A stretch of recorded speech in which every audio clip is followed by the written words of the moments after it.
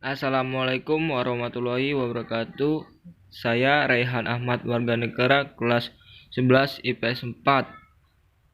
Saya di sini akan menjelaskan sejarah perlawanan rakyat Ternate. Simak video berikut. Kesultanan Ternate terletak di Kepulauan Maluku, antara Sulawesi dan Papua. Letak ini sangat strategis dan penting dalam dunia perdagangan pada masa itu, karena Kepulauan Maluku merupakan salah satu pulau yang menghasilkan rempah-rempah. Tidak heran bangsa-bangsa asing datang ke Maluku untuk mengambil rempah-rempah.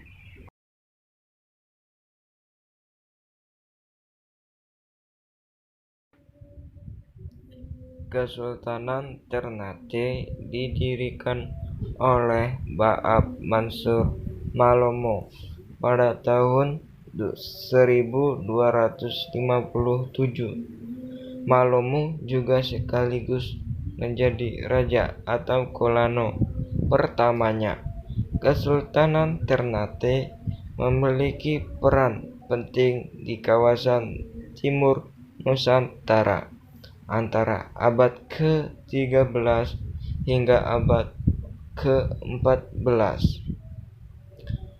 Pada masanya, jayanya mencakup wilayah Maluku, Sulawesi Utara, Timur, dan Tengah, bagian selatan, Kepulauan Filipina, hingga Kepulauan Marshall di Pasifik.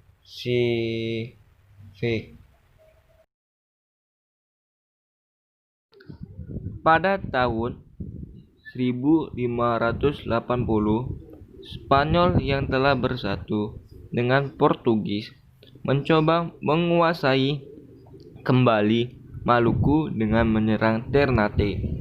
Kekalahan demi kekalahan memaksa Ternate meminta bantuan ke Belanda tahun 1603. Dengan bantuan Belanda, Ternate akhirnya sukses menahan Spanyol. Namun, untuk itu, Ternate membayar mahal karena Belanda secara perlahan-lahan menguasai Ternate. Pada tahun 26 Juni 1607, Sultan Ternate menandatangani kontrak monopoli Foch di Maluku sebagai imbalan bantuan Belanda melawan Spanyol. Pada tahun yang sama, Belanda membangun benteng Orange di Ternate. Belanda juga membentuk badan administratif yang disebut Government van Ambonia atau disingkat GVA. Untuk memperkuat kedudukannya, sistem monopoli yang diterapkan oleh Belanda mengundang perlawanan rakyat Maluku. Sejak itu, Kesultanan Ternate berada di bawah cengkraman dan pengaruh Belanda. Kesultanan Ternate akhirnya runtuh pada pertengahan abad ke-17.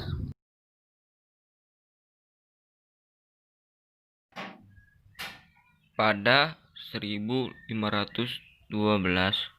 bangsa Portugis dan Spanyol masuk ke wilayah Maluku Ternate.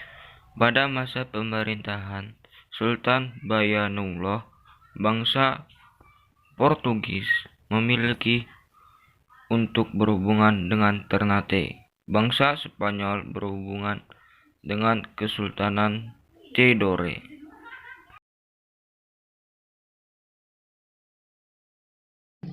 Bangsa Portugis mendirikan benteng Sao Paulo di Ternate dengan alasan untuk melindungi Ternate dari serangan Kesultanan Tidore yang bersekutu dengan Spanyol.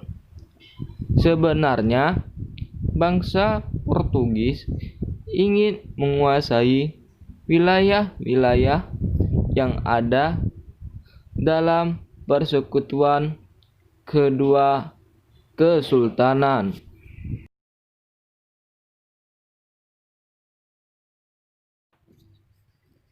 Maka kerjasama tersebut sebenarnya adalah taktik dari bangsa Portugis.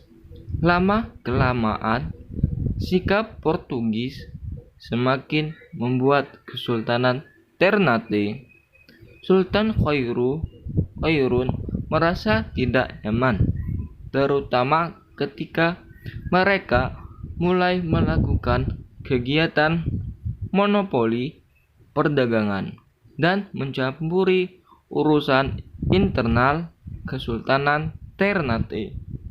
Lalu Sultan Khairun berhasil mempersatukan daerah-daerah di Maluku Utara dan melakukan penyerangan terhadap Portugis.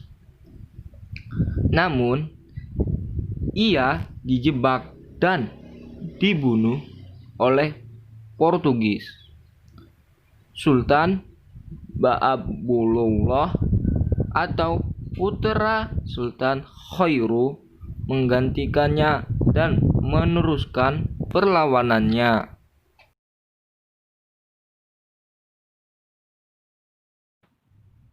Sultan Ba'abulullah melakukan perlawanan pada tahun 1570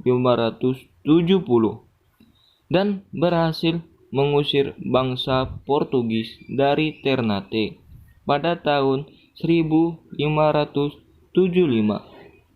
Di bawah pemerintahan Sultan Ba'abullah, Kesultanan Ternate mengalami kemajuan pesat. Ia memperluas wilayahnya hingga ke Sulawesi, Bima, dan Mindanao, Filipina. Wilayah yang semakin luas didukung oleh kegiatan perdagangan dan pelayaran yang maju.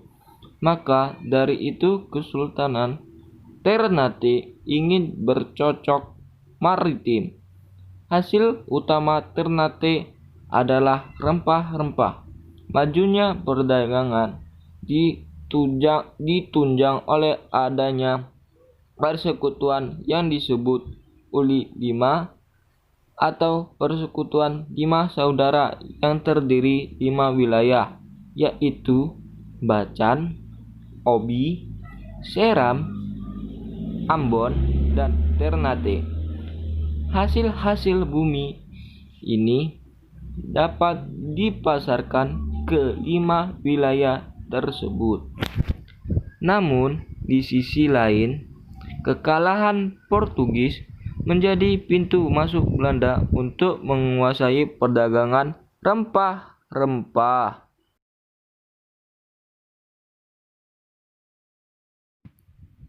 Pada pemerintahan Zainal Abidin, Islam berkembang pesat. Ia pernah belajar agama Islam secara pribadi kepada Sunan Giri dan dikenal dengan sebutan Sultan Bualawa.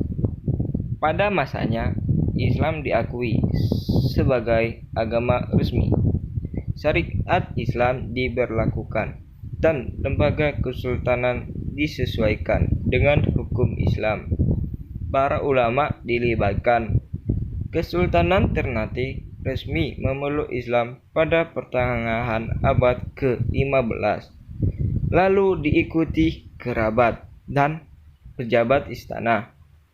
Bentuk organik kesultanan serta penerapan syariat Islam menjadi standar yang diakui semua kesultanan di Maluku. Sultan Zainal Abidin juga mendirikan madrasah pertama di Ternate.